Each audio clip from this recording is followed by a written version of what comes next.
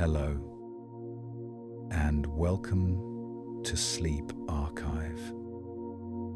Tonight, we leave the lush green complexity of the living world behind and journey to the stark, silent boundaries of our planet. We are traveling to the cryosphere, the realm of ice, snow, and eternal cold that caps the poles and crowns the highest mountain peaks. This is a world of absolute purity, where the landscape is stripped of color and noise, reduced to the elemental white of frozen water. We will explore the atomic geometry of the snowflake, the crushing weight of the continental glaciers, and the hidden history trapped in the air bubbles of the deep ice. But before we can witness the grandeur of the glacier or the vastness of Antarctica, we must first understand the fundamental physics of the cold itself. We must slow down, not just in our minds, but at the molecular level, to witness the quietest event in nature, the freezing of water.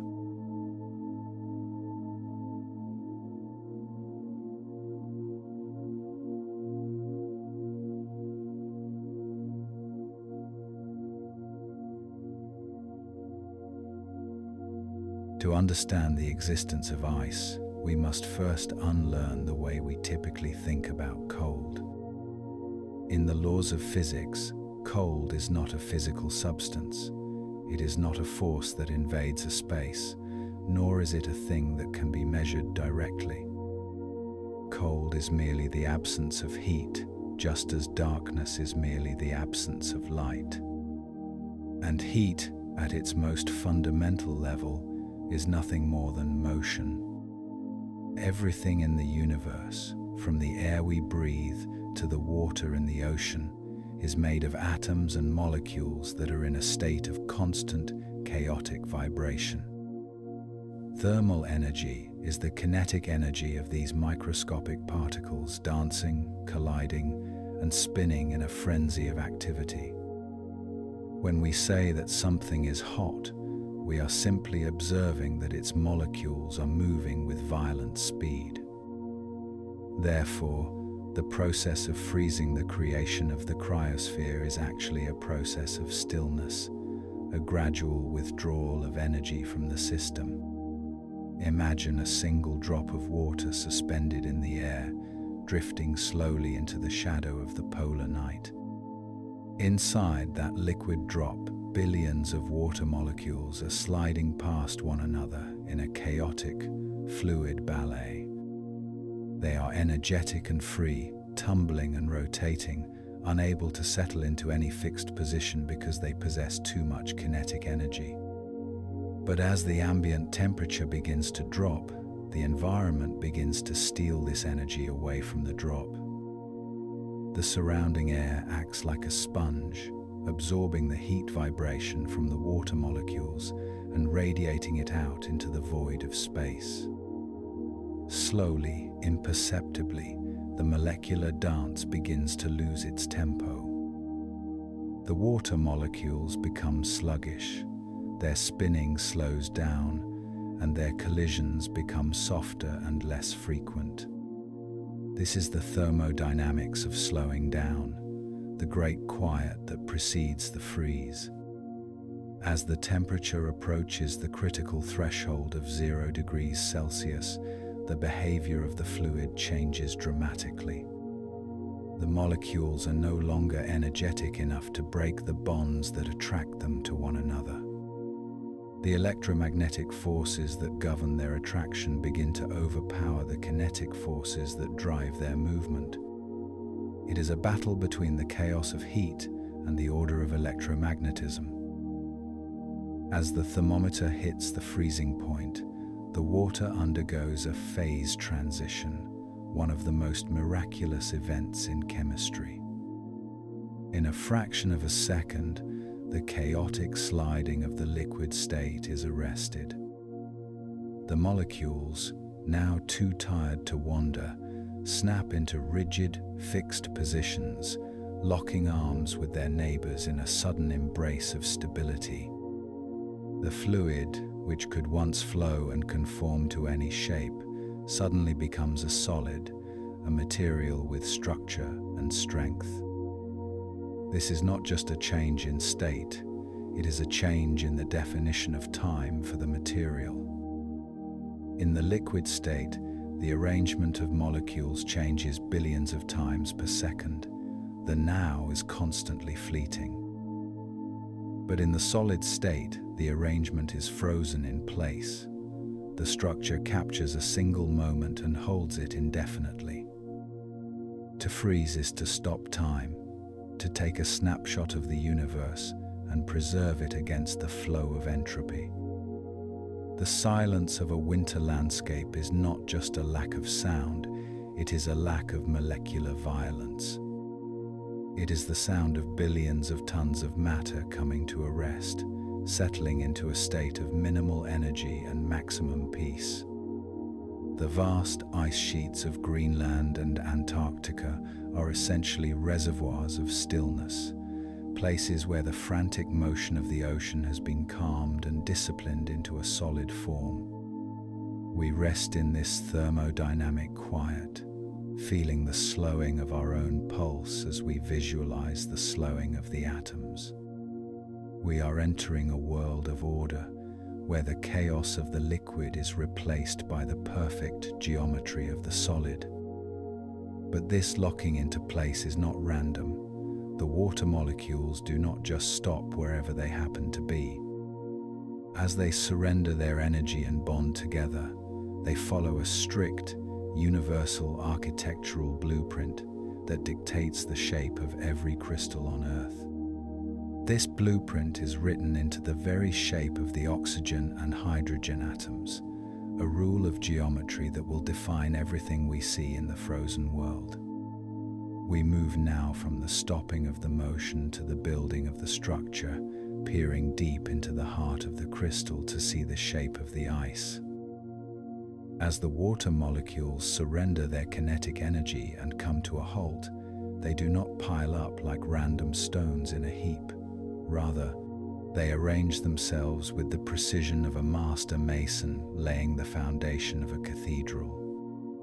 This arrangement is dictated by the specific geometry of the water molecule itself, a shape that we must visualize to understand the vast frozen landscapes of our world. A single molecule of water, H2O, is not a straight line. It is bent, shaped like a wide letter, V, or perhaps more familiarly, like the head of a mouse, with one large oxygen atom forming the face and two smaller hydrogen atoms forming the ears. This V-shape creates a permanent electrical imbalance. The oxygen side carries a slight negative charge, while the hydrogen ears carry a slight positive charge. In the chaotic warmth of liquid water, these magnets are constantly snapping together and breaking apart, sliding over one another in a dense, disorganized crowd. But as the freeze takes hold, this sliding stops, and the electrical attraction takes command, forcing the molecules to align in a very specific orientation to satisfy their magnetic poles. Each oxygen atom reaches out to connect with two hydrogen atoms from neighboring molecules, forming a stable bridge known as a hydrogen bond. Because of the specific angle of the water molecule, roughly 104.5 degrees, this bonding can only happen if the molecules form a six-sided ring.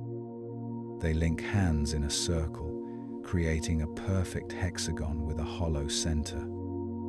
As more and more molecules join the structure, they build upon this hexagonal base, extending the pattern outwards in all directions, creating an infinite honeycomb of six-sided chambers. This gives birth to the hexagonal lattice, the fundamental crystal structure of normal ice, known to scientists as ice-1 hexagonal. And here lies the great paradox of the cryosphere, the strange anomaly that makes water unique among almost all other substances in the universe.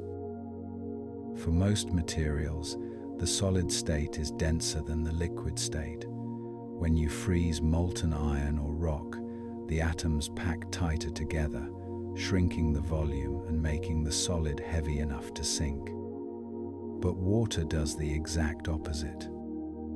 Because the water molecules must maintain that strict hexagonal geometry to hold their hydrogen bonds, they are forced to hold each other at arm's length.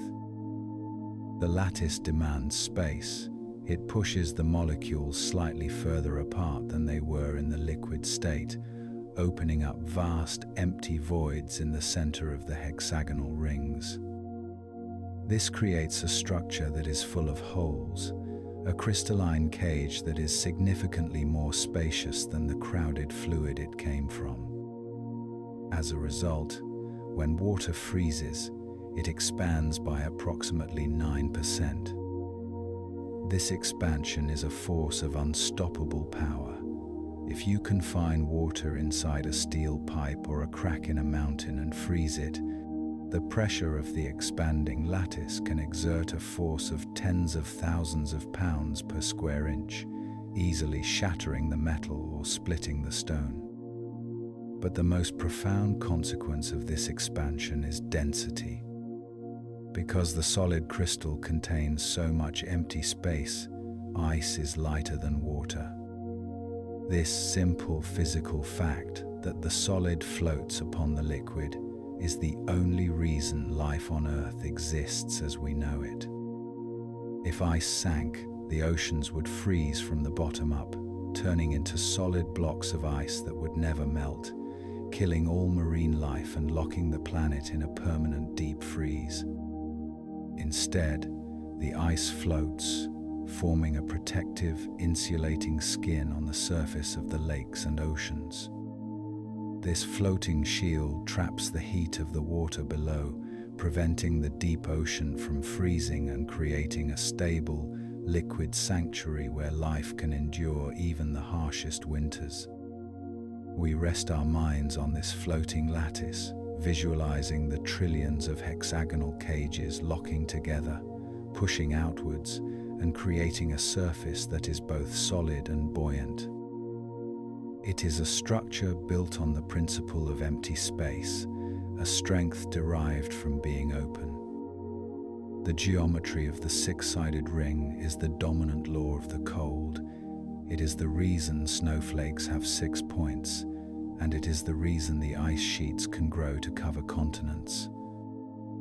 But this lattice is not just a static cage. It is a canvas for one of nature's most delicate artists.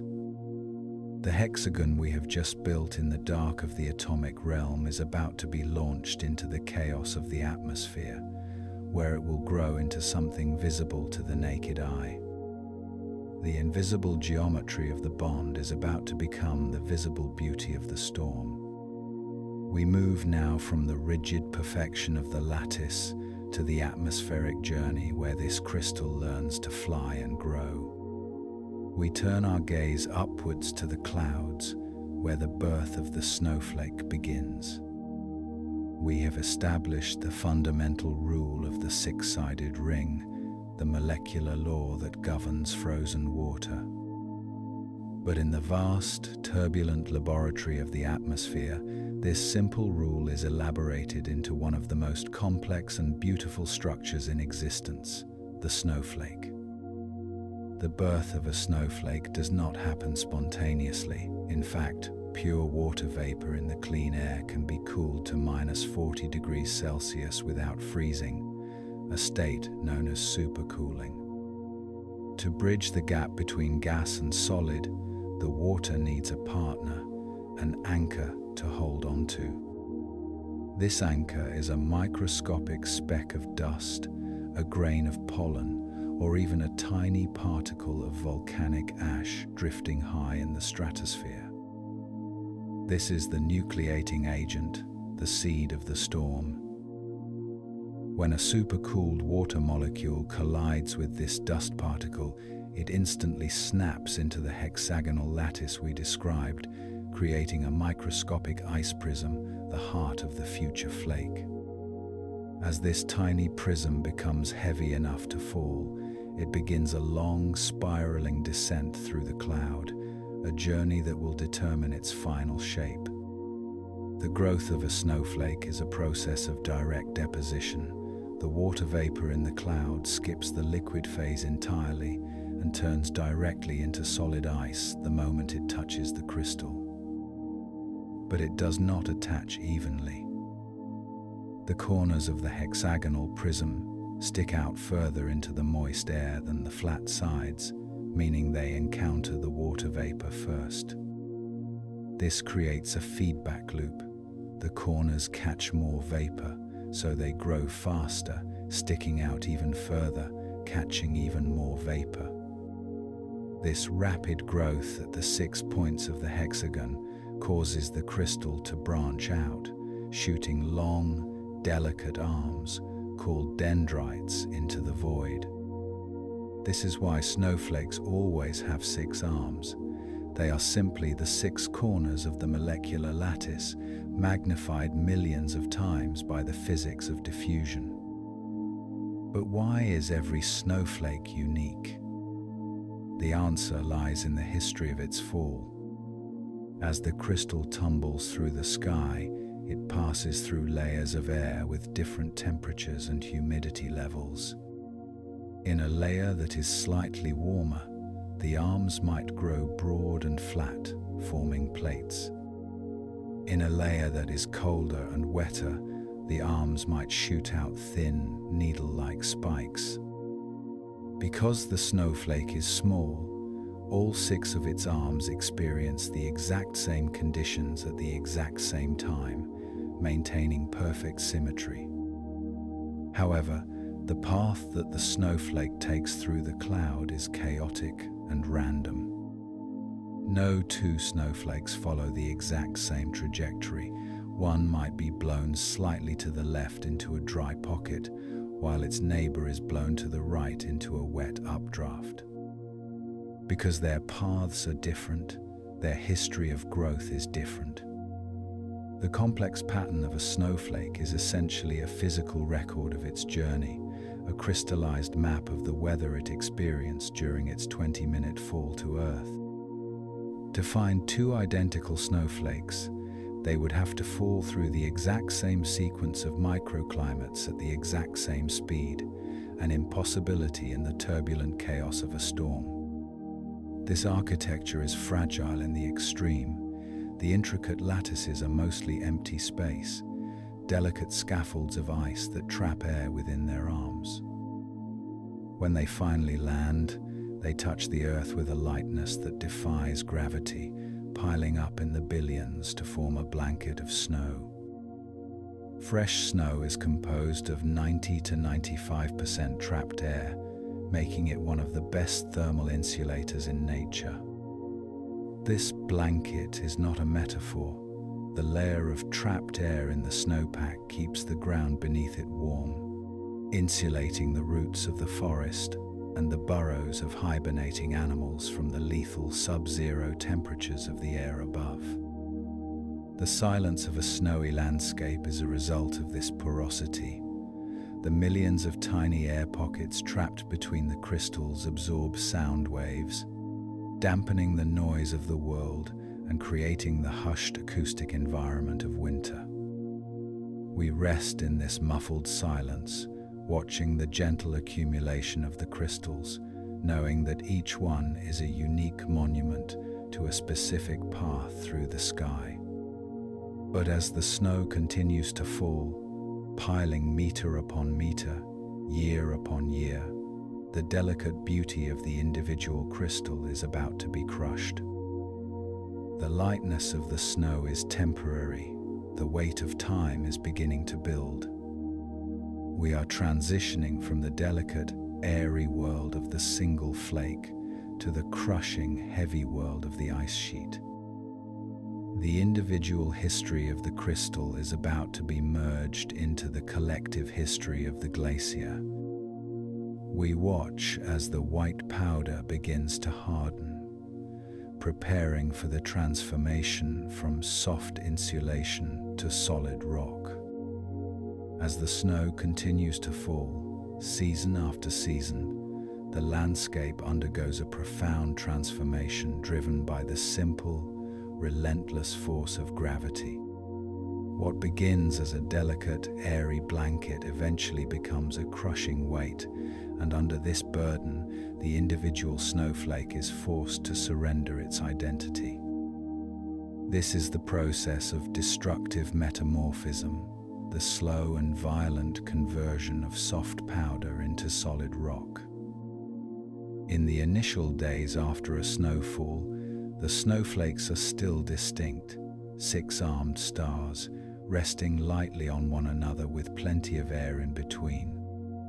But as new layers of snow accumulate on top, the pressure on the bottom layers begins to build. The delicate points of the stars, the dendrites, are the first to fail. They snap off under the weight, shattering the intricate lattice into smaller, simpler fragments. Simultaneously, a process called sublimation begins to smooth out the rough edges. Water molecules evaporate from the sharp, convex tips of the crystal and redeposit themselves in the hollow, concave depressions, acting like a microscopic spackling paste that rounds off the jagged shape. The snowflake ceases to be a star and becomes a granule, a small, rounded grain of ice, roughly the size of coarse sugar. As the years pass and the burial depth increases, these grains are packed tighter and tighter together. We enter the stage of firn. Firn is an intermediate state, neither snow nor ice, but something in between, a dense, hard substance that has survived at least one summer season without melting. It has the consistency of wet sugar or distinct pellets of styrofoam fused together. You could not shovel it, but you could still stick a knife into it. At this stage, the air pockets between the grains are still connected, forming a continuous labyrinth of open tunnels that allows the atmosphere to breathe in and out of the snowpack. But the weight continues to mount. As we descend to a depth of roughly 50 to 100 meters, the height of a 20-story building, the pressure reaches a critical threshold. We are now entering the zone of sintering. Here, the pressure is so intense that the individual grains of firn are forced into intimate contact. At the microscopic points where two grains touch, the immense pressure lowers the melting point of the water, causing a tiny flash of melting. The water flows into the gap and instantly refreezes, welding the two grains together into a single, seamless solid. This is the same physical principle that allows a snowball to stick together when you squeeze it. You are momentarily melting the crystals with the pressure of your hands and welding them shut. But in the glacier, this is happening on a massive scale, millions of times over. The interconnected tunnels of air are finally squeezed shut, sealed off into isolated spherical bubbles. This moment, the pore closure depth is the official boundary where firn becomes true glacial ice. The material is no longer a porous sponge. It is a metamorphic rock, distinct and impermeable. The density has risen from the light 0.1 grams per cubic centimeter of fresh snow to the heavy 0.9 grams of solid ice. The air that was once part of the open atmosphere is now trapped, a permanent prisoner locked inside the crystal matrix. This air is no longer weather, it is a sample, a fossilized breath of the world as it existed when the snow first fell. We will return to these bubbles later, for they hold the secret history of the planet's climate, but for now, we focus on the ice itself. It is a material of immense contradictions. It is a solid rock, yet it is composed of water. It is brittle and can shatter like glass, yet under the immense pressure of its own weight, it becomes plastic. The chaotic pile of snowflakes has been disciplined into a unified, massive block, a monolith that can be thousands of meters thick. We are standing deep inside the ice sheet now, buried under tons of white silence. The light here is dim and blue, filtered through centuries of accumulation. The chaotic history of the storm has been erased, replaced by the crushing uniformity of the depth. But this ice is not content to sit still. Gravity does not just pull down. On a planet that is a sphere, it also pulls sideways. The immense pile of ice we have built is unstable, and the potential energy stored within its height is waiting to be released. The solid rock is about to learn how to walk. We transition now from the vertical crushing of the accumulation to the horizontal journey of the flow. The mountain of ice is about to become a river. To the human eye, a glacier appears to be a permanent, static monument, a mountain of ice that sits upon the land, unmoving and unchanging. But if we were to watch the ice through the lens of a time-lapse camera, speeding up the decades into seconds, we would witness a transformation that defies our intuition. The solid rock of the glacier would dissolve into a fluid. The ice sheet would begin to pour down the valley like a slow-motion river of honey, winding around bends, cascading over cliffs, and spreading out onto the plains. This is the domain of rheology, the branch of physics that studies the flow of matter, and it reveals that under the right conditions, even the hardest solid is actually a liquid in disguise. The driving force behind this movement is gravity acting upon the sheer mass of the accumulation we just described. When ice piles up to a thickness of about 50 meters, the weight of the column becomes so immense that the structural integrity of the crystals at the bottom begins to fail. They do not break, they yield. The bonds between the layers of the hexagonal lattice stretch and distort, allowing the crystals to slide past one another in microscopic increments. Imagine a deck of playing cards lying on a table. If you push on the top of the deck, the cards slide over one another and the whole stack leans forward. This is internal deformation, or plastic flow.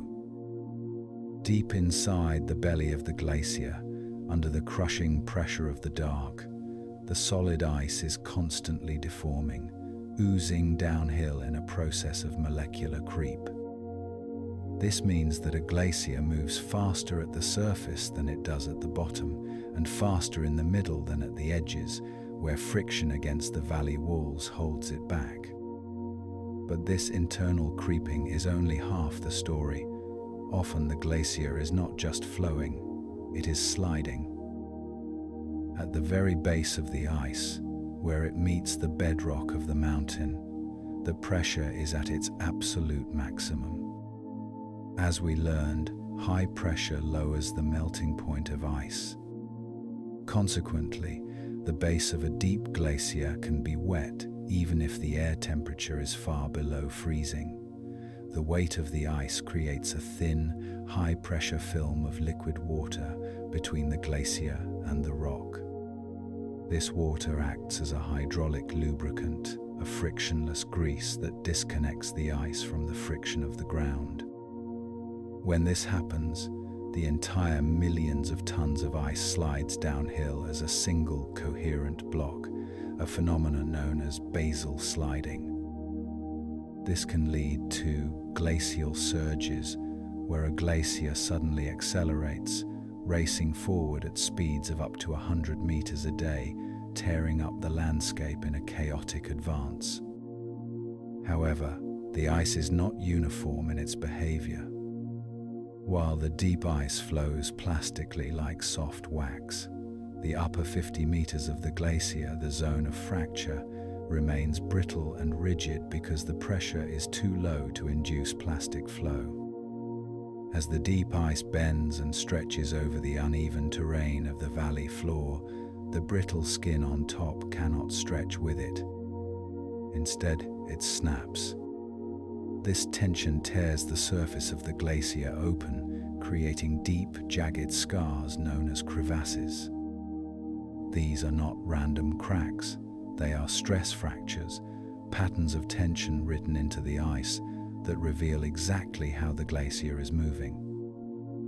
A crevasse can be hundreds of feet deep, a terrifying blue canyon that narrows into darkness, waiting to swallow anything that falls in. They create a landscape of chaotic, sharp towers called seracs, pillars of ice that stand like ruined skyscrapers on the moving back of the river.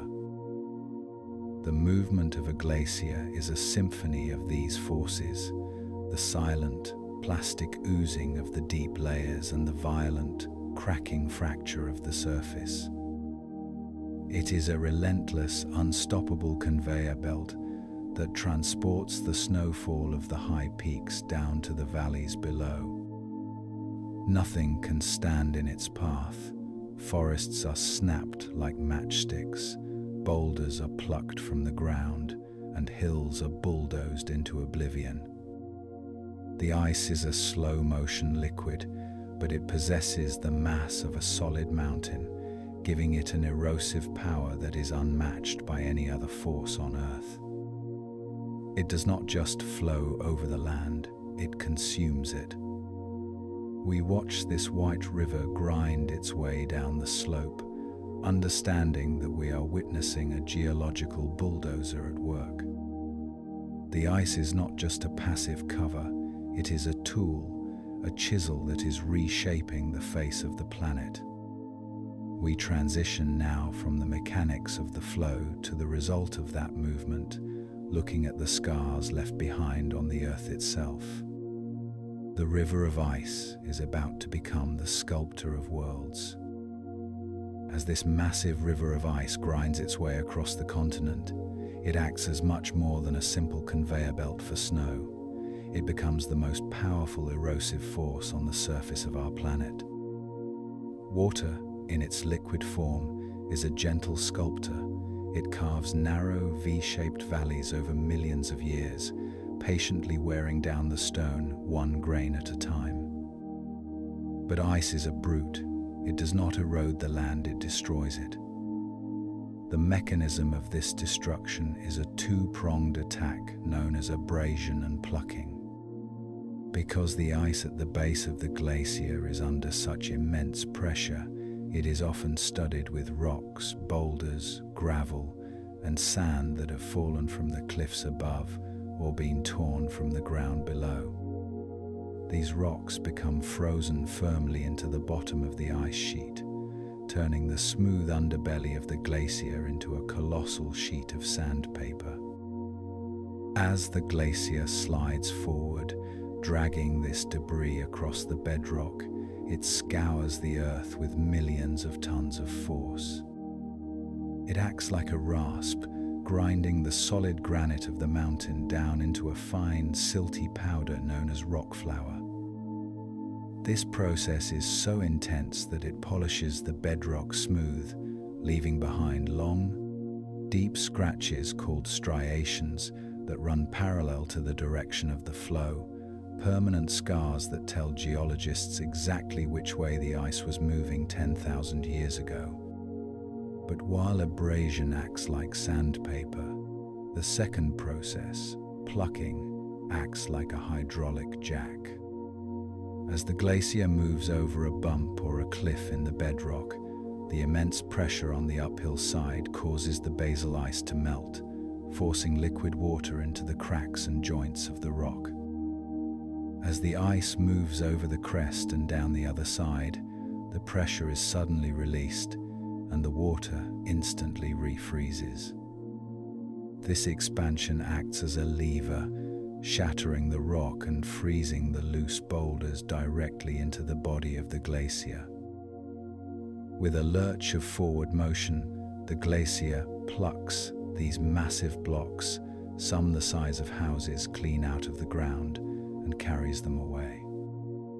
This is how a glacier can transport erratic boulders, massive stones that are geologically distinct from the land they sit on, dropping them hundreds of miles from their origin in the middle of a flat plain, confusing farmers and scientists for centuries. The result of this combined grinding and plucking is a total transformation of the landscape's geometry. Where a river cuts a sharp V, a glacier scoops out a wide, deep U. It shears off the overlapping spurs of the mountains, straightens the winding curves of the valleys, and leaves behind vertical cliffs thousands of feet high. Yosemite Valley in California is a cathedral carved by this process, a testament to the power of ice to slice through solid granite as if it were soft clay. When these U-shaped valleys are carved near the coast and the ice eventually retreats, the ocean rushes in to fill the deep trough, creating the spectacular fjords of Norway and New Zealand, canyons of water that reach deep inland, flanked by walls that rise straight from the sea. But the glacier does not just take, it also gives. At the terminus, the point where the ice finally melts, all the billions of tons of rock and flour it has scavenged are dumped in a chaotic pile. This is the moraine, a ridge of debris that marks the furthest advance of the ice. Long Island, New York, and Cape Cod are not traditional geological formations. They are essentially massive piles of rubble bulldozed there by the Laurentide ice sheet and left behind when the ice melted. We live on the ruins left by these frozen architects, farming soil made of ground-up mountains and building cities on the dumping grounds of the last ice age. The glacier is a chaotic, dirty engine of creation, a mix of white snow and black rock, constantly tearing down the old world to build a new one. But if we were to look closely at the ice itself, away from the dirty soul of the glacier, peering deep into a clean crevasse or the face of a carving iceberg, we would notice something startling. The ice is not white, nor is it transparent. It is a vivid, electric blue, a color so intense it looks artificial. This is not a reflection of the sky, nor is it a trick of the light. It is a fundamental property of the frozen water itself. We transition now from the physical power of the ice to its optical beauty, leaving the grey rubble of the moraine to stare into the deep, glowing heart of the crystal. We are about to discover why the cryosphere paints the world in sapphire. If you were to ask a child to draw a glacier, they would almost certainly reach for a white crayon. And indeed, the surface of the cryosphere is blindingly white. Fresh snow reflects up to 90% of the sunlight that hits it, a phenomenon known as high albedo, which creates the dazzling glare that requires polar explorers to wear dark goggles to prevent snow blindness. But if you were to peer into the depths of a fresh crevasse, or look at the sheer face of a carving iceberg where a slab of ice has just broken away, you would see a color that seems impossible in nature. It is a deep, glowing turquoise, a neon sapphire that appears to radiate from within the ice itself. This color is not a reflection of the sky, nor is it a trick of the light. It is the true, intrinsic color of water, revealed only when the substance is purified by immense pressure. To understand this, we must look at the interaction between the water molecule and the spectrum of sunlight. Sunlight is white light, meaning it contains all the colors of the rainbow: red, orange, yellow, green, blue, indigo, and violet, mixed together in equal measure. When this light strikes a regular object, Like a red apple, the apple absorbs every color except red, which it reflects back to our eyes. But water is different. It acts as a filter. The chemical bond between the oxygen and hydrogen atoms, the OH bond, vibrates at a specific frequency that happens to match the energy of red light. When a photon of red light hits a water molecule, its energy is absorbed by this vibration and converted into a tiny amount of heat, effectively extinguishing the red light. However, the blue and green photons, which have higher energy and different wavelengths, are ignored by the water molecule. They pass right through the bond without being absorbed.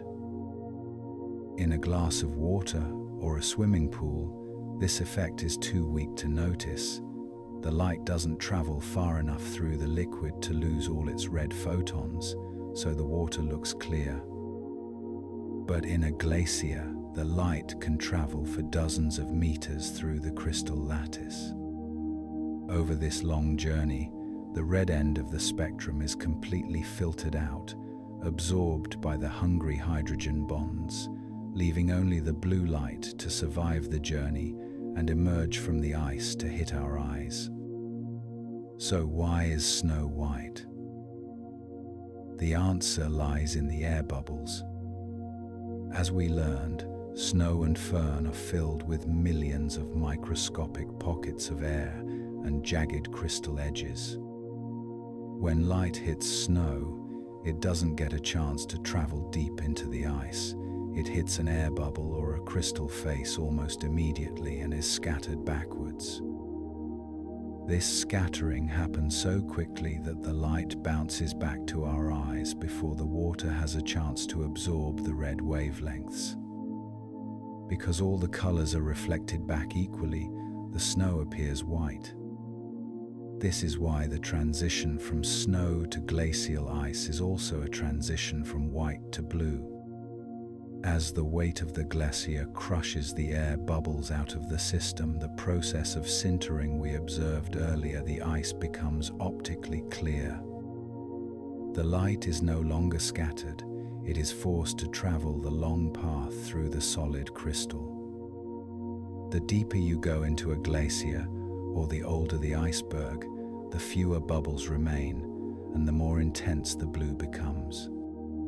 Antarctic blue ice is some of the purest solid matter on Earth, a material that has been squeezed so hard that it has become a perfect optical filter for the sun. Standing inside an ice cave, surrounded by walls of this glowing ultramarine, is a surreal experience. The light on your skin feels cold and alien, stripped of its warmth-giving red frequencies. It is a visual confirmation of the density and age of the ice. The darker the blue, the greater the pressure and the longer the history. We rest in this blue cathedral, bathed in the filtered light of the ancient past, realizing that the color itself is a testament to the weight of time. But to find the deepest, darkest blues on the planet, we must leave the mountain glaciers of the north and travel to the bottom of the world. We are going to the place where ice has conquered an entire landmass, burying mountains and continents under a blanket of miles-thick silence. We transition now from the color of the crystal to the geography of the pole. We are entering the white desert. We have studied the ice as a material, holding it in our hands as a crystal and watching it flow as a river. But to understand the true potential of the cryosphere, we must zoom out until the curvature of the Earth fills the frame, traveling south until the ocean's end and the white begins. We arrive at the bottom of the world, the final frontier of the planet's geology, Antarctica. This is not merely a collection of glaciers. It is a continent of silence, a landmass larger than the United States and Mexico combined, almost entirely erased by a single continuous sheet of ice. It is the highest, driest, coldest and windiest continent on Earth, a place so hostile to life that for millions of years it existed only in the imagination of cartographers who believed there must be a terra australis incognita to balance the land masses of the north. The geography of Antarctica is defined by its burden.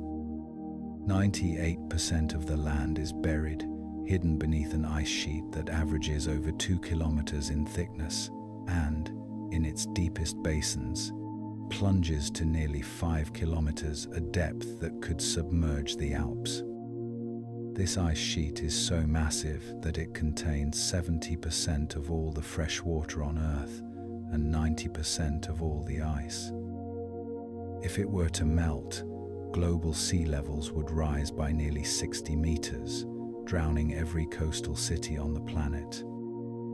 But the ice does not sit as a flat plain. It is divided into two distinct provinces by one of the world's longest mountain ranges, the Transantarctic Mountains. These peaks, rising to over 4,000 meters, slice the continent in half, acting as a dam that holds back the massive East Antarctic ice sheet from the smaller, more unstable West Antarctic ice sheet.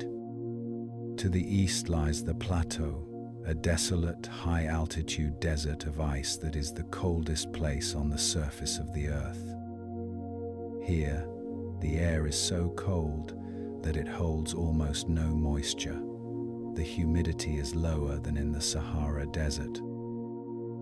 It is a polar desert where snow falls so rarely that the annual accumulation is measured in millimeters, yet because it never melts, the ice has been building up here for 34 million years. Walking on the plateau is an exercise in sensory deprivation. There is no smell, no sound, and no color, only the blinding white of the fern and the deep blue of the sky above.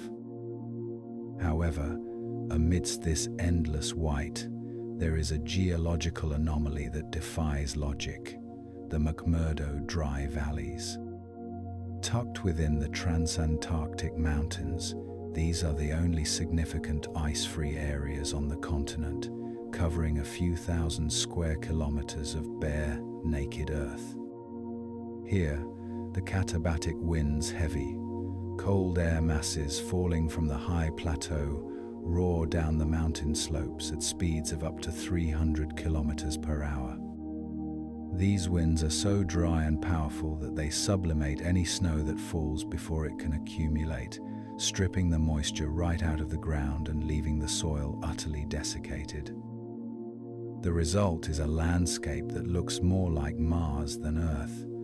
Vast, rust-colored valleys strewn with gravel, dead seals mummified by the cold, dry air, and salt-encrusted lakes that never freeze completely due to their intense salinity. Scientists study these valleys not just to understand Earth, but to practice for the exploration of other planets. It is the closest we can get to walking on an alien world without leaving our own atmosphere. But perhaps the most defining feature of Antarctica is its isolation. Encircling the continent is the Southern Ocean, home to the Antarctic Circumpolar Current, the strongest ocean current on Earth. This ring of cold, churning water flows endlessly from west to east, acting as a thermal barrier that locks the cold in and keeps the warmth of the rest of the world out. It is this current that allowed the ice sheet to form in the first place, thermally isolating the continent 30 million years ago and plunging it into the deep freeze that continues to this day. Antarctica is a place where the normal rules of biology and geography are suspended. It is a continent dedicated entirely to the physics of water in its solid state, a vast white laboratory where the ice is the undisputed master of the landscape. But this master is heavy. The billions of tons of ice resting on the land are not without consequence. The sheer mass of the cryosphere is heavy enough to warp the structure of the planet itself.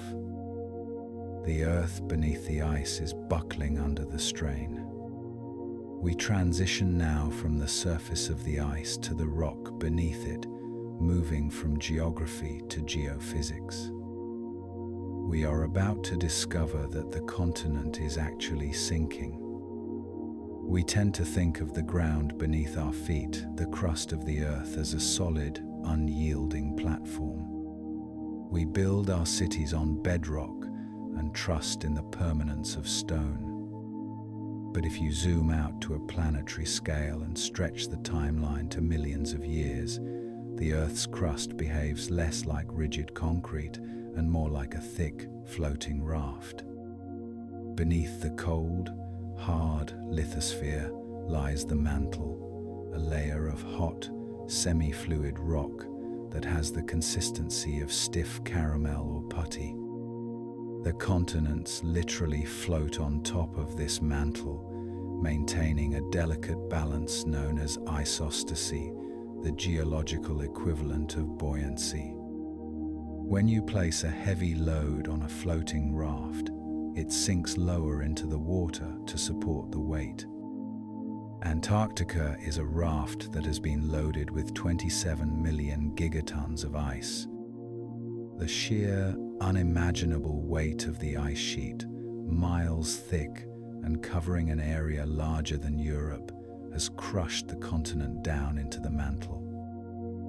This phenomenon is called isostatic depression, and nowhere on Earth is it more dramatic than at the South Pole. If we could magically wave a wand and vanish the ice sheet in an instant, we would not see a towering mountainous continent rising high above the ocean. Instead, we would see a shattered archipelago, a collection of islands surrounding a massive central basin that lies far below sea level. In some parts of West Antarctica, the bedrock has been pushed down to depths of 2,500 meters below sea level.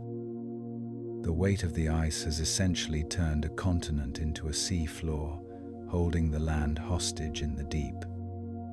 This is not a theoretical model. We can measure it with satellites that detect minute fluctuations in the Earth's gravity field, mapping the dents in the planet caused by the mass of the glaciers. But the Earth is elastic. It remembers its original shape. If the ice were to melt as it is beginning to do now, the crust would not stay down forever. It would begin a slow, groaning ascent back to its original position, a process known as isostatic rebound. We can see this happening right now in the Northern Hemisphere.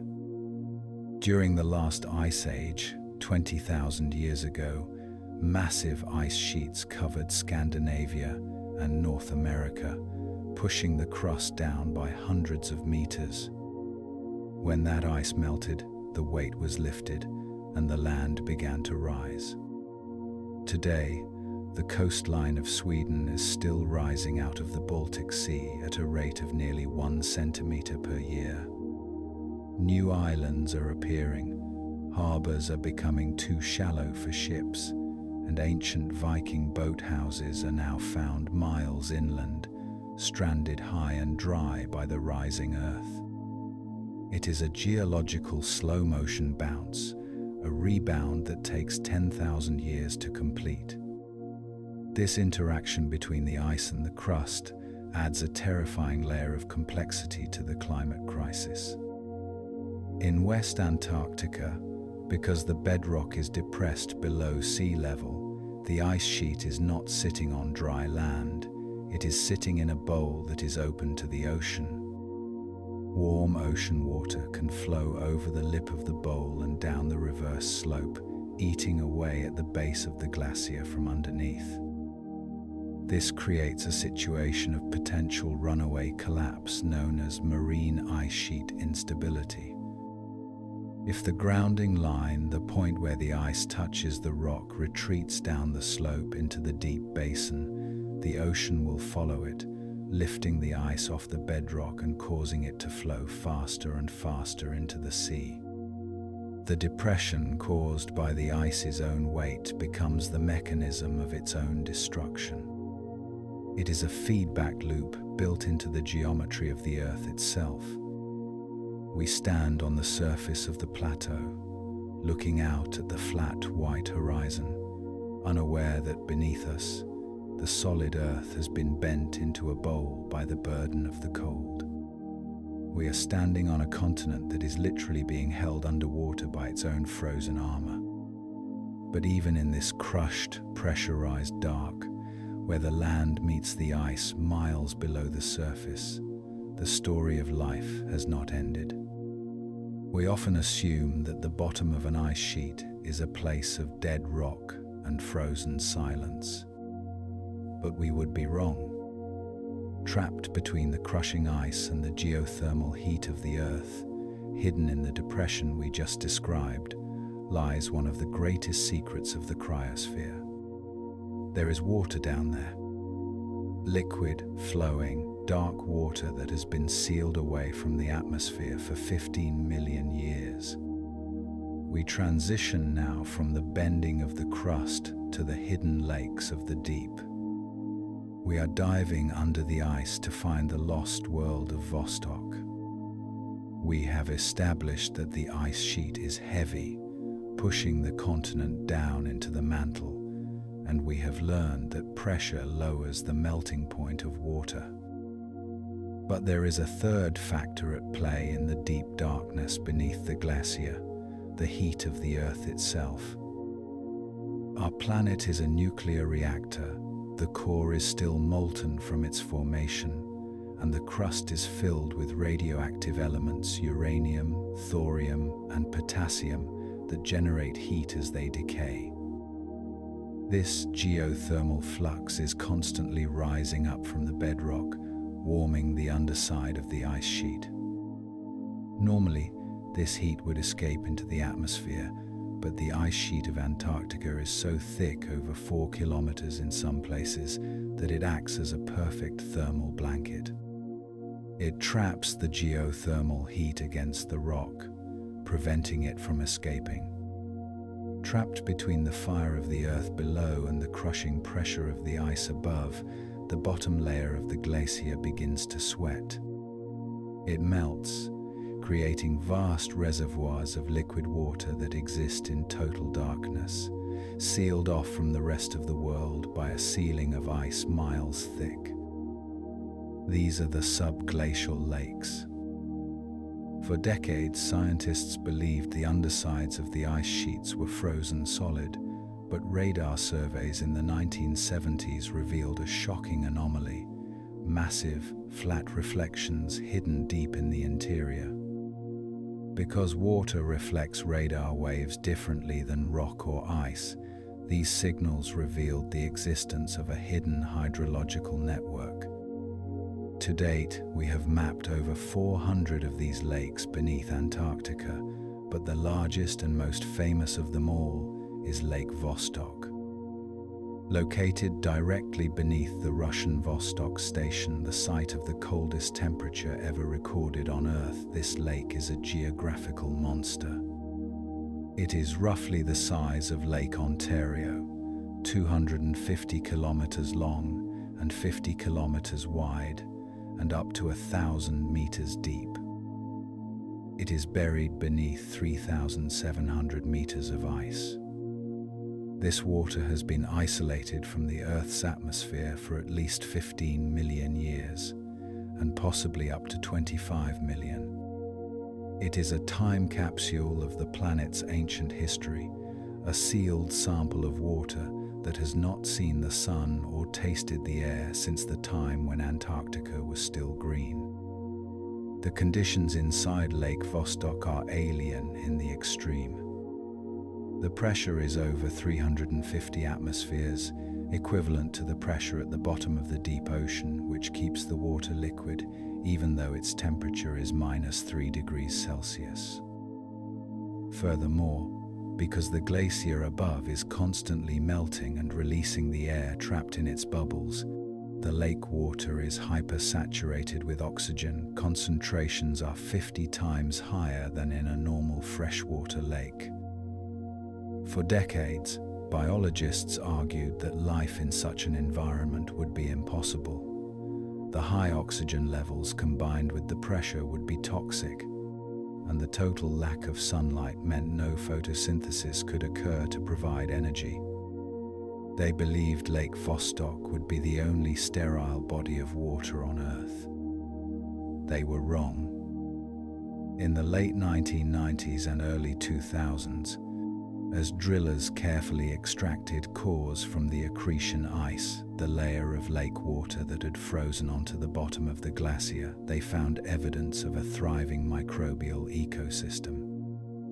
These are extremophiles, bacteria that have evolved to live in the cold, dark, and pressure. Since they cannot use sunlight, they are chemoautotrophs, deriving their energy from minerals in the bedrock and the chemical potential of the ancient water itself. They are living fossils, descendants of microbes that were trapped when the ice sheet first formed, evolving in total isolation for millions of years. This discovery has profound implications that reach far beyond our own planet. If life can survive in the dark, pressurized, sub-zero ocean of Lake Vostok, buried under kilometers of ice, then it is entirely possible that life exists right now on the icy moons of the outer solar system. Europa, a moon of Jupiter, and Enceladus, a moon of Saturn, are both ocean worlds covered in thick shells of ice, with liquid oceans beneath kept warm by tidal heating. Lake Vostok is essentially a proxy for Europa. By studying this hidden lake in Antarctica, we are rehearsing for the search for extraterrestrial life. The exploration of Vostok has been a dramatic scientific thriller. The Russian drill team spent years slowly boring down toward the lake, only to stop just a few meters short, fearing that their drilling fluid, a mixture of kerosene and freon, would contaminate the pristine water. Finally, in 2012, they pierced the final layer, allowing the pressurized lake water to rush up into the borehole, freezing instantly to seal the wound and providing a clean sample. It was a moment of contact with a lost world, a handshake with the deep past.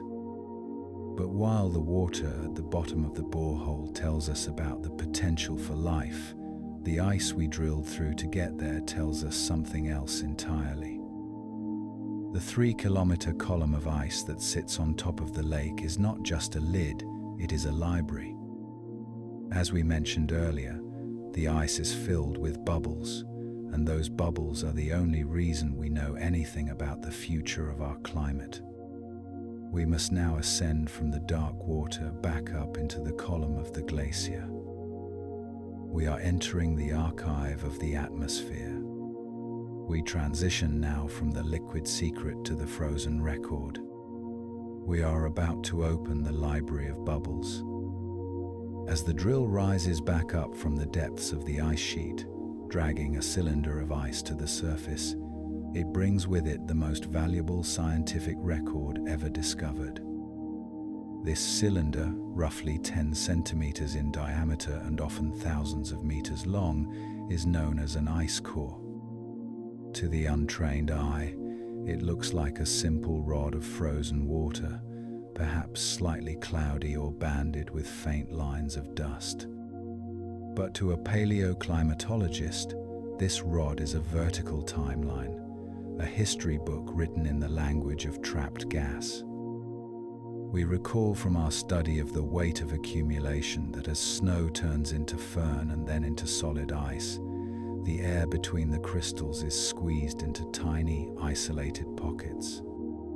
These bubbles are the holy grail of climate science. Every single bubble is a physical museum curator, holding a tiny, pristine sample of the Earth's atmosphere from the exact moment it was sealed off from the sky. In the deepest cores drilled in Antarctica, such as the famous Epica Dome Sea core or the Vostok core, we have retrieved ice that is over 800,000 years old. When these cores are brought into the sterile, sub-zero laboratories and carefully sliced open, scientists can extract this ancient air. The process is surprisingly audible.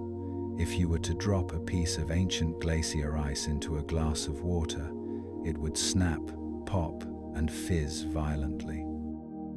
This is the sound of high-pressure air, trapped when mammoths walked the earth, or when the Sahara was a green savanna, finally bursting free to rejoin the modern atmosphere.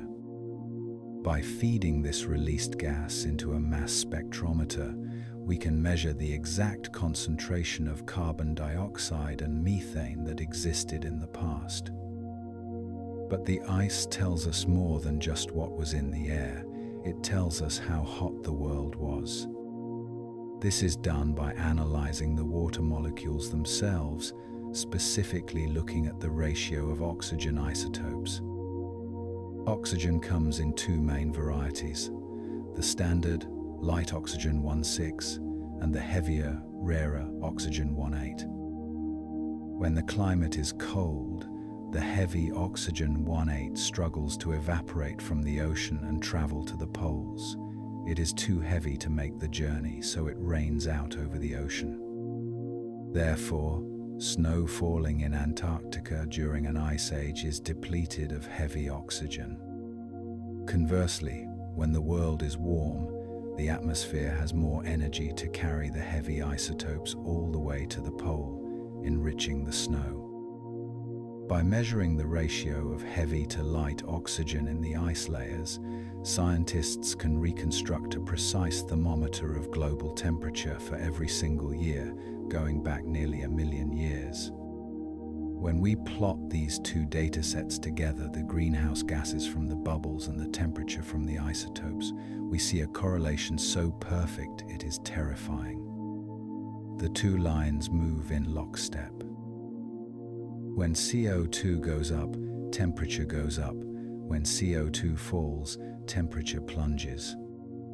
This record revealed the heartbeat of the planet, a rhythmic, sawtooth cycle of long, cold glacial periods interrupted by short, warm interglacials, like the one we are living in now. It allows us to see the natural range of the Earth's system, establishing a baseline of normal. For 800,000 years, through 8 complete ice age cycles, the concentration of atmospheric CO2 naturally oscillated between 180 parts per million during deep freezes and 280 parts per million during warm periods. It never broke that ceiling. Until now. The ice cores provide the undeniable evidence that the current atmospheric composition, now pushing over 420 parts per million, is completely unprecedented in the last million years. We have broken the graph.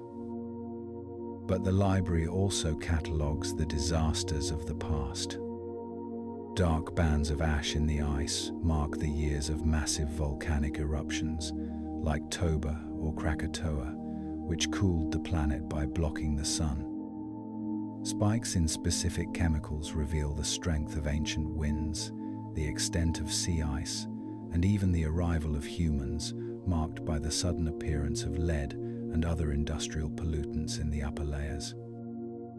The ice core is an unbiased witness. It does not have a political agenda, and it does not make mistakes. It simply trapped what was there.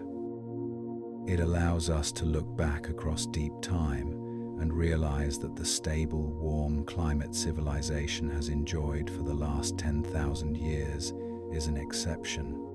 A brief Goldilocks moment in a violent history of freezing and thawing. But what drives this cycle? The ice cores show us the result of the climate shifts, the rise and fall of CO2, but they do not fully explain the trigger.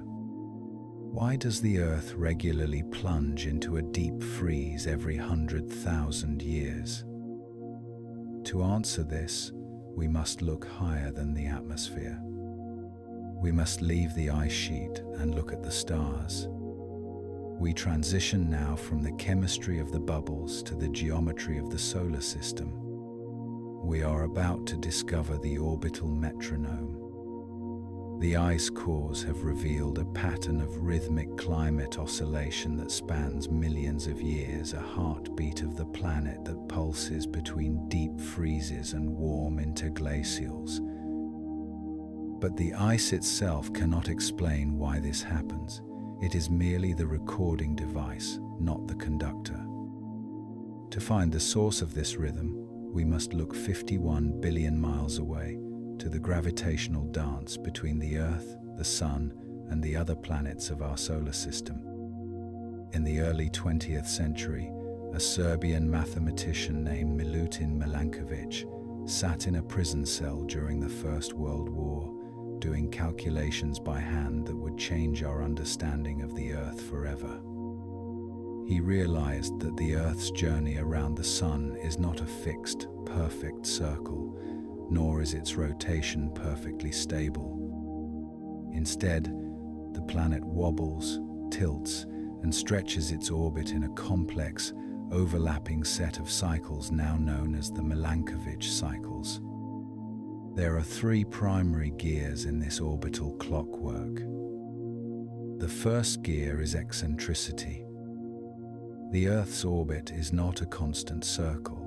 Over a cycle of roughly 100,000 years, the gravitational tug of the giant planets Jupiter and Saturn pulls our orbit into a slightly elongated ellipse before it slowly snaps back to a near circle. When the orbit is elliptical, the Earth travels further away from the Sun for part of the year, reducing the total amount of solar energy the planet receives. The second gear is obliquity, or axial tilt. We know that the Earth spins on a tilted axis currently at 23.5 degrees, which gives us our seasons. But this angle is not permanent. Over a 41,000-year cycle, the tilt rocks back and forth between 22.1 and 24.5 degrees. This may seem like a tiny difference, but it is critical. A higher tilt creates more extreme seasons, hotter summers and colder winters, while a lower tilt creates milder seasons. The third and final gear is precession. Just as a spinning top wobbles as it slows down, the Earth's axis traces a circle in the sky over a period of 26,000 years. This wobble changes the timing of the seasons relative to the Earth's position in its orbit, determining whether the northern hemisphere is closest to the Sun during its summer or its winter. Milankovitch combined these three independent cycles to calculate the amount of solar insolation, pure sunlight, hitting the Earth at different latitudes over time. He discovered a profound truth. Ice ages are not caused by colder winters. They are caused by cooler summers. If the northern hemisphere has a cool summer due to a low axial tilt and a distant orbital position, the snow that fell during the previous winter does not completely melt. A thin layer survives until the next winter arrives, burying it. Year after year, this leftover snow accumulates, eventually compacting into ice. Once this process starts, a terrifying feedback loop kicks in, the albedo effect. Because snow is white, it reflects sunlight back into space. As the snow cover grows, it reflects more solar energy, cooling the planet further, which allows more snow to survive the next summer, which reflects even more light. The orbital cycles are merely the pacemaker, the tiny trigger that tips the first domino. The Earth's climate system, the ice sheets, and the greenhouse gases amplifies this weak signal into a global catastrophe, plunging the planet into a deep freeze that lasts for nearly 100,000 years. Then, as the gears of the orbit align again to maximize summer sunlight, the ice sheets begin to melt, the albedo drops, CO2 is released from the warming oceans, and the planet snaps rapidly back into a warm interglacial period. We are currently living in one of these warm snaps, a brief holiday from the ice that has allowed human civilization to flourish. The orbital metronome is still ticking in the background, but its slow, 10,000-year rhythm is now being drowned out by the rapid, violent changes of the Anthropocene. We gaze up at the night sky, realizing that the fate of the ice beneath our feet is tied to the gravity of Jupiter and the tilt of our own spin. But while the orbital cycles dictate the growth of the massive continental ice sheets on land, there is another form of ice that obeys a different set of rules. This is the ice that forms not from snow, but from the sea itself. It is a battle between the salt of the ocean and the cold of the air, a chemical struggle that completely changes the biology of the polar waters. We transition now from the physics of the orbit to the chemistry of the ocean. We are moving from the glacier to the pack ice. We have spent much of our journey exploring the ice that forms from the sky, the freshwater snow that piles up on land to build the great continental sheets. But the majority of the polar world is not land, it is ocean. And freezing the ocean is a fundamentally different chemical challenge than freezing a lake, because the ocean is not pure water. It is a complex chemical soup, holding roughly 35 grams of dissolved salt for every kilogram of water, primarily sodium and chloride ions. These salt ions act as chemical saboteurs. They interfere with the hydrogen bonds we discussed earlier, getting in the way of the water molecules as they try to lock into their hexagonal lattice.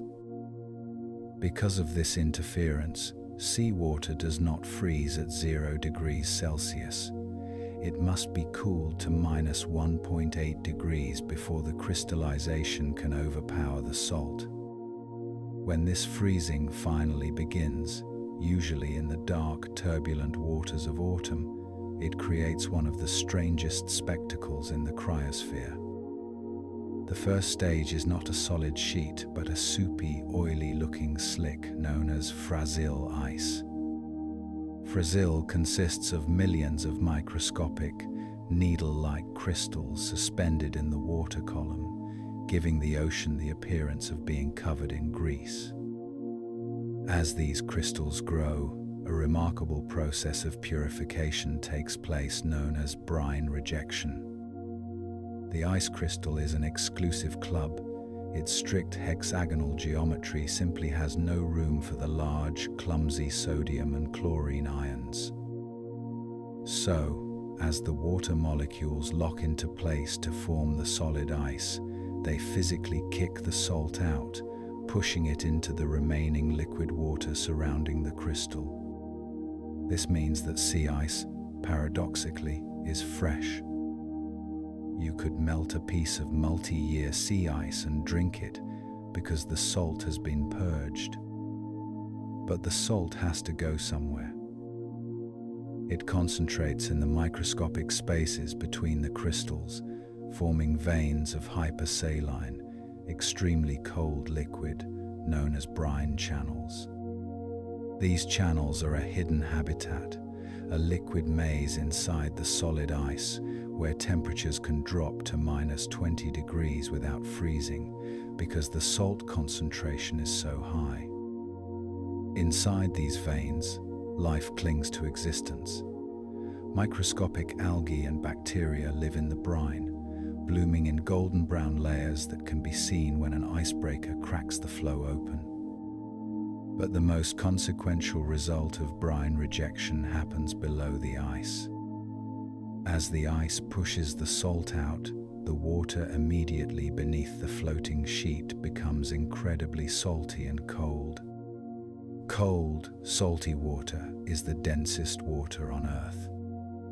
Because it is so heavy, it begins to sink, plunging straight down through the water column like a stone, cascading into the abyss of the deep ocean. This sinking mechanism is the engine of the thermohaline circulation, the global conveyor belt that moves water around the entire planet.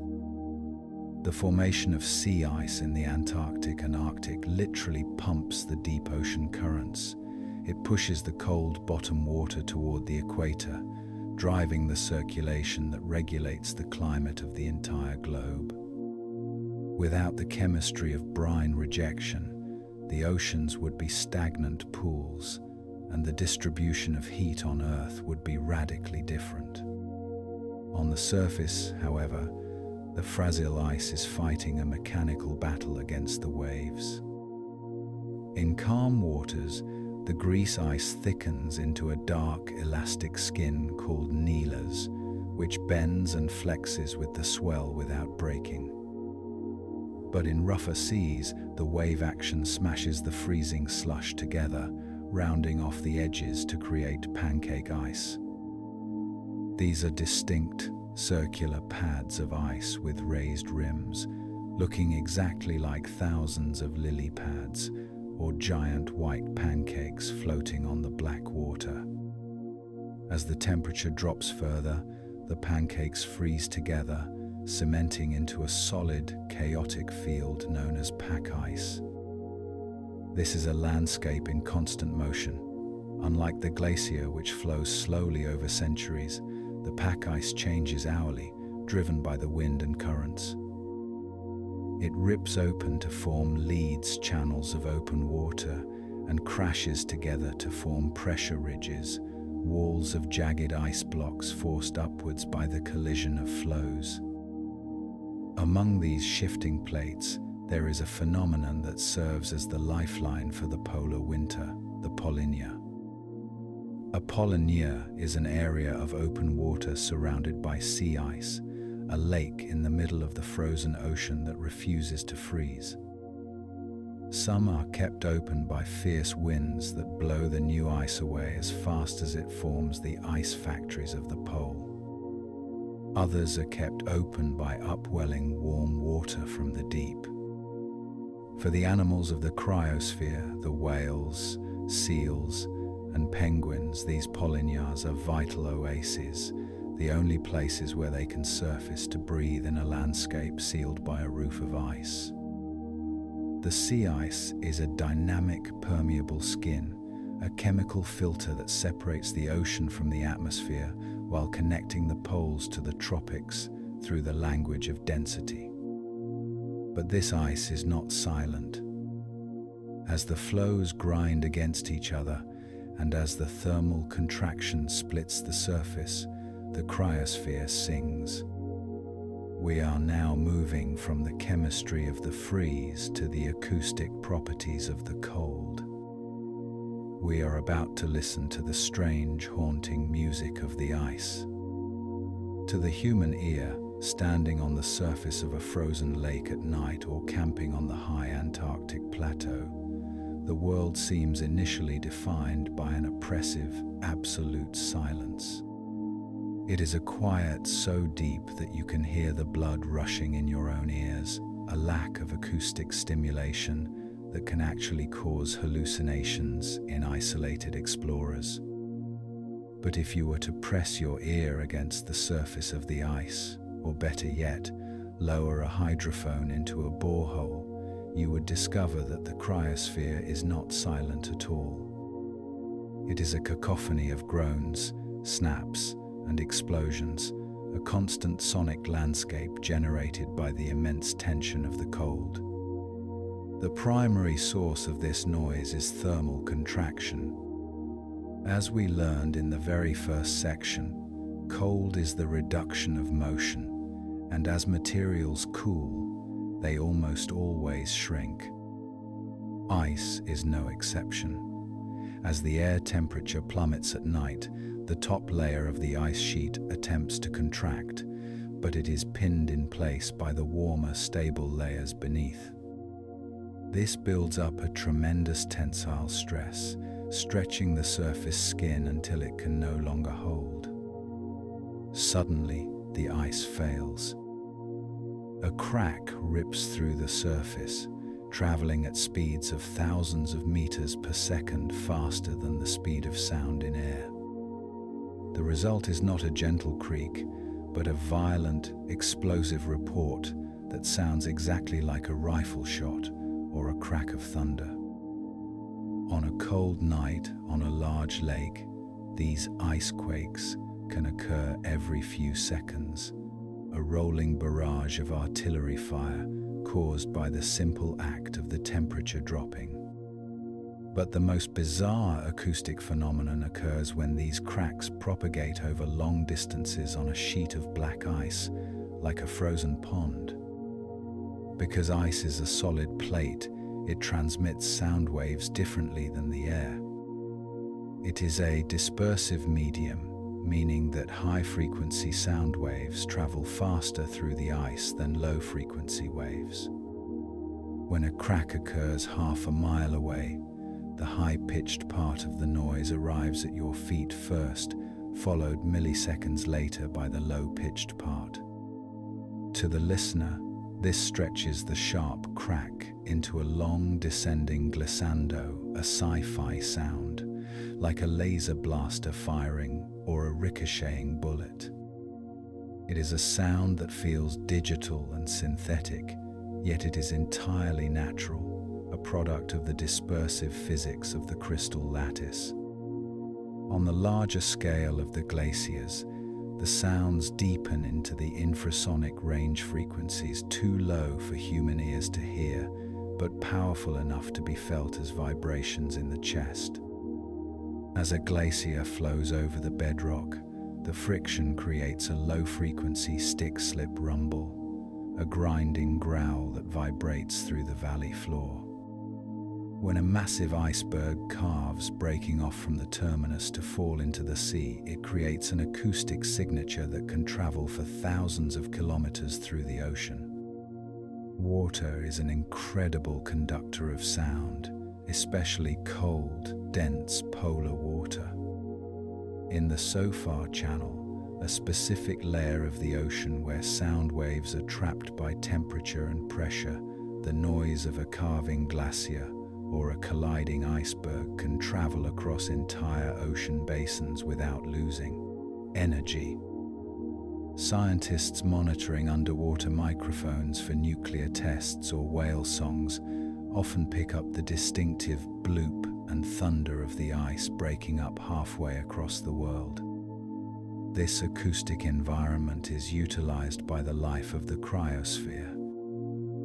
Seals and whales living under the pack ice live in a world of eternal darkness where sight is useless. Instead, they use the acoustic properties of the ice ceiling.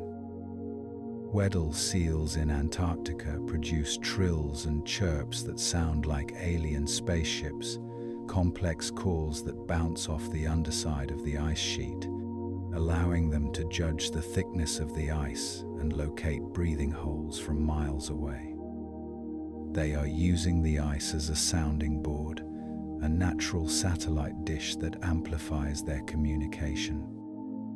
Even the icebergs themselves are instruments. When water rushes into the cracks and tunnels of a floating berg, it can resonate like air blowing over the top of a bottle.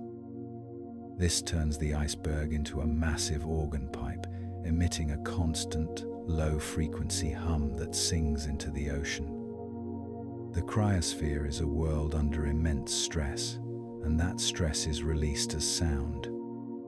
It is the music of matter struggling against temperature, the song of expansion and contraction playing out on a planetary scale. We listen to this alien orchestra, realizing that the ice is not a dead, static thing. It is active, reactive, and vocal. But eventually, even the noise must fade. The crack heals, the reverberation dies away in the water, and the silence returns. We have traced the journey of the ice from the single molecule to the continent-spanning sheet, from the physics of the lattice to the history of the world. Now, we must step back and view the cryosphere in its entirety. We are approaching the end of our journey, standing at the edge of the white void where time itself seems to freeze. We transition now to the final meditation on the permanence of the cold. We are entering the eternal freeze. To the human ear, standing on the surface of a frozen lake at night or camping on the high Antarctic plateau, the world seems initially defined by an oppressive, absolute silence. It is a quiet so deep that you can hear the blood rushing in your own ears, a lack of acoustic stimulation that can actually cause hallucinations in isolated explorers. But if you were to press your ear against the surface of the ice, or better yet, lower a hydrophone into a borehole, you would discover that the cryosphere is not silent at all. It is a cacophony of groans, snaps, and explosions, a constant sonic landscape generated by the immense tension of the cold. The primary source of this noise is thermal contraction. As we learned in the very first section, cold is the reduction of motion, and as materials cool, they almost always shrink. Ice is no exception. As the air temperature plummets at night, the top layer of the ice sheet attempts to contract, but it is pinned in place by the warmer, stable layers beneath. This builds up a tremendous tensile stress, stretching the surface skin until it can no longer hold. Suddenly, the ice fails. A crack rips through the surface, traveling at speeds of thousands of meters per second faster than the speed of sound in air. The result is not a gentle creak, but a violent, explosive report that sounds exactly like a rifle shot or a crack of thunder. On a cold night on a large lake, these ice quakes can occur every few seconds, a rolling barrage of artillery fire caused by the simple act of the temperature dropping. But the most bizarre acoustic phenomenon occurs when these cracks propagate over long distances on a sheet of black ice, like a frozen pond. Because ice is a solid plate, it transmits sound waves differently than the air. It is a dispersive medium, meaning that high-frequency sound waves travel faster through the ice than low-frequency waves. When a crack occurs half a mile away, the high-pitched part of the noise arrives at your feet first, followed milliseconds later by the low-pitched part. To the listener, this stretches the sharp crack into a long descending glissando, a sci-fi sound, like a laser blaster firing or a ricocheting bullet. It is a sound that feels digital and synthetic, yet it is entirely natural, a product of the dispersive physics of the crystal lattice. On the larger scale of the glaciers, the sounds deepen into the infrasonic range frequencies too low for human ears to hear, but powerful enough to be felt as vibrations in the chest. As a glacier flows over the bedrock, the friction creates a low-frequency stick-slip rumble, a grinding growl that vibrates through the valley floor. When a massive iceberg calves, breaking off from the terminus to fall into the sea, it creates an acoustic signature that can travel for thousands of kilometers through the ocean. Water is an incredible conductor of sound, especially cold, dense polar water. In the Sofar Channel, a specific layer of the ocean where sound waves are trapped by temperature and pressure, the noise of a calving glacier, or a colliding iceberg can travel across entire ocean basins without losing energy. Scientists monitoring underwater microphones for nuclear tests or whale songs often pick up the distinctive bloop and thunder of the ice breaking up halfway across the world. This acoustic environment is utilized by the life of the cryosphere. Seals and whales living under the pack ice live in a world of eternal darkness where sight is useless. Instead, they use the acoustic properties of the ice sealing. Weddell seals in Antarctica produce trills and chirps that sound like alien spaceships, complex calls that bounce off the underside of the ice sheet, allowing them to judge the thickness of the ice and locate breathing holes from miles away. They are using the ice as a sounding board, a natural satellite dish that amplifies their communication. Even the icebergs themselves are instruments. When water rushes into the cracks and tunnels of a floating berg, it can resonate like air blowing over the top of a bottle. This turns the iceberg into a massive organ pipe, emitting a constant, low-frequency hum that sings into the ocean. The cryosphere is a world under immense stress, and that stress is released as sound.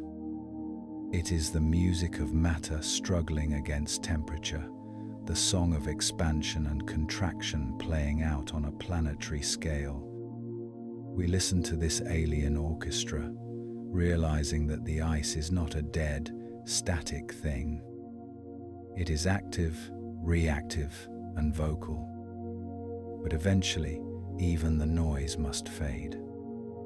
The crack heals, the reverberation dies away in the water, and the silence returns.